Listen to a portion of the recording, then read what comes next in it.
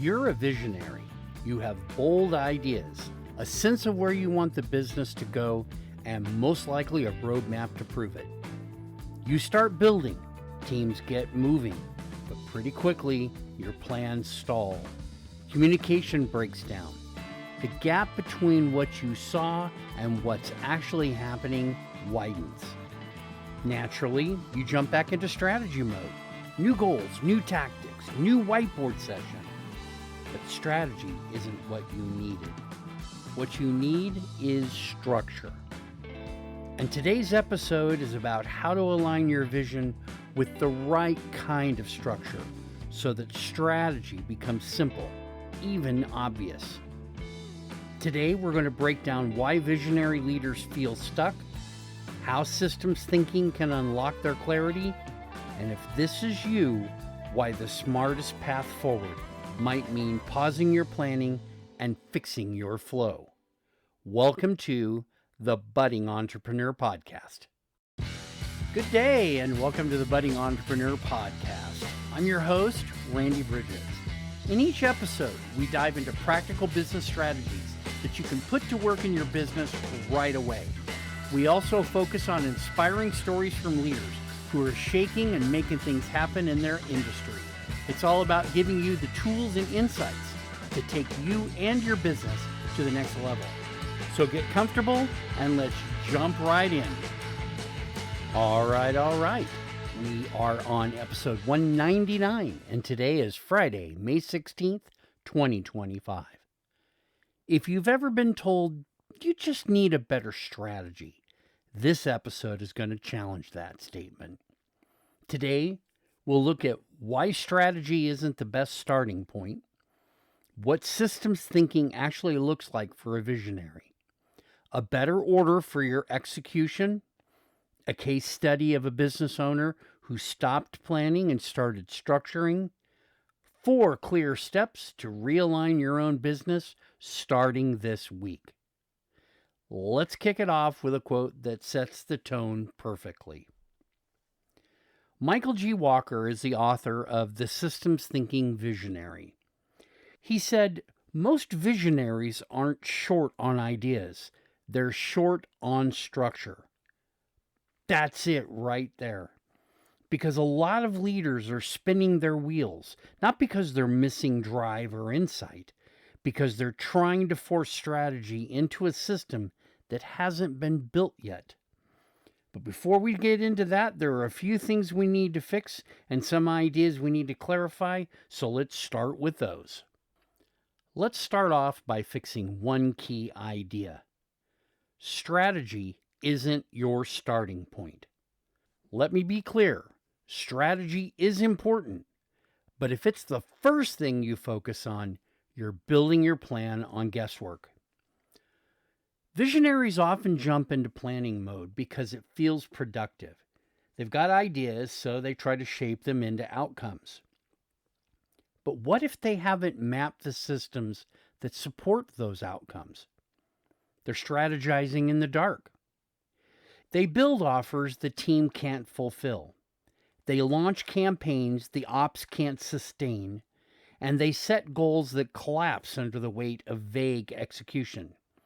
That's not a strategy problem. It's a systems gap. So let's look into what systems thinking looks like for a visionary. Shifting gears, systems thinking is about seeing your business as a living, breathing organism, not just a set of departments, not just a set of functionary ideas, a bunch of silos, all one idea. So here are 3 simple but powerful systems thinking principles that every visionary can adopt. Number 1, interconnectedness. Your business, as we just said, isn't a stack of silos. It's a web of cause and effect. If you change your marketing, fulfillment feels it. If you change your pricing, sales feels it. Visionaries need to see the whole ecosystem, not just the shiny front end. Number 2 is identifying leverage points. Not all problems are created equal. And many times we do approach problems the same as we've approached other problems in the past. And the reality is that a single friction point in your delivery process might be costing you thousands, and there's no way to recover that. If you can find those high impact areas and start there, life becomes much easier. And the third thing is feedback loops. Real systems thinkers build their own radar. They don't wait for the team to tell them when things are off. They build feedback into the flow. We're talking about dashboards, client feedback points, team debriefs. These aren't optional. They are your reality check. Now, if we put those three pieces together and in the right order, we end up with a framework built around vision first, system second, strategy third. And I want to kind of bring in a case study to do a real high level view of that. So you get to see kind of how it works, and then we'll dig into a much deeper process that you can follow in your own business. So let's start with a business owner I worked with. She was a smart, driven CEO of a boutique service firm. Now, her vision was to expand nationally, but her reality was she was constantly dealing with team burnout and churn. These weren't just churn of customers, these were churn of customers and of employees. And, after we studied this and looked into it, we asked the question of why. And it really came to the fact that she was building strategies on top of a shaky delivery system. So we stopped all the planning, no more goals for Q3, and we started mapping her current systems. We looked at her lead flow, her sales process, her client journey, and her team responsibilities. And we saw that there were areas in each one of those that were lacking. So we built rhythm into her business. Things like weekly team check-ins, clear lanes of responsibility, automated onboarding. And what happened? Well, ultimately it worked. And the reason why, there are three of them. Number one, it created visibility. For the first time, she and her leadership team could see what was happening in the business, not just feeling the chaos. The systems that were employed removed the guesswork. Another area was that it reduced emotional decision making. When things are unclear, every choice is going to feel reactive, and you're going to have to look at things and say, wow, what's the worst case scenario? What's the best case scenario? But with systems in place, decisions become logical. They're not personal. You don't have to necessarily own it if the system itself enforces it. And the other thing was that it revealed where strategy actually mattered. Instead of guessing where to grow, the system showed them, here's the offer that scales. Here's the client journey that works. Here's where your team gets stuck. Now, keep in mind, this was a 4 to 5 month process to build all this, and we had to really dig in each area one at a time and go through them logically. But once the systems were humming, the strategy of moving forward became obvious because the business structure now supported the business. And on top of being able to think about actually looking at a nationwide rollout, she decided that it wasn't necessary, that she could actually, with the right planning, get more out of the business she had. The business had 60% less time spent on replanning, and they had 3 times faster implementation. She was finally able to step into a true visionary role with the space to lead, think, and grow with confidence. This wasn't about doing more. It was about building a system that showed them what to do next, step by step through the environment. So let's build an action plan for you. This is how to realign vision with systems. Because if you're a visionary who's tired of cycling through the plans that don't stick, We should ground this in real action that you can take. So let's dig into this and get your systems aligned before we try to solve things with strategy. Number one, just like we did, stop and map. Pause the planning, sit down, and map your business from lead to delivery. Think of it like a flow chart. Where do your leads come from? How do they come in? What happens when they convert? Who handles what after the sale? And where does the handoff get converted? Hopefully, it doesn't get dropped, right? And so, what this does is allow you to see the big picture clearly. Instead of operating from instinct, you're now working from a visual reality. Gaps will reveal themselves quickly, and silos become obvious. Suddenly, your mess has a shape, and that's a way to show progress along the way. Number two, now you want to spot the bottlenecks. You've got the flow laid out, and you want to look for drag points. Where does progress slow down?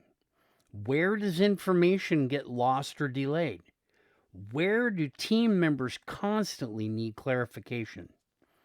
By doing this, you can now prioritize what actually matters. You stop solving for symptoms and start addressing causes. It lets you focus your leadership energy where it will create real momentum, not just noise. Number three, build rhythm. Pick one key area and create consistent cadence around it. It might look like weekly team check-ins, standardized onboarding checklists, client journey trackers. By doing this, you can transform chaos into flow. Rhythm creates trust because everybody knows what's coming next, and they know what's being handed off to them, both internally and externally. Your team gains clarity, and your clients feel consistency.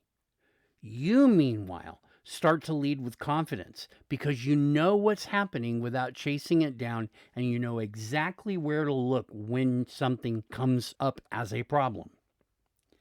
And the fourth thing, let strategy emerge. This is a hard one. Once you've created the visibility, you've identified the leverage, and installed the rhythm, something powerful happens. The right strategies start to reveal themselves. You can't look for this, they just naturally will occur. You'll notice which offers are scalable.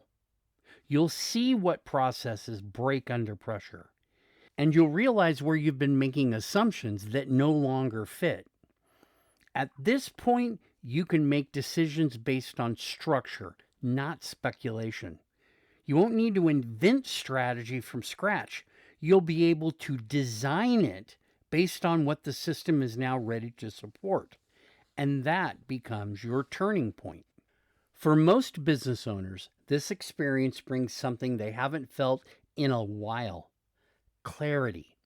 Now, not the kind of clarity that comes from thinking harder and looking harder, but the kind that comes from finally seeing what's real.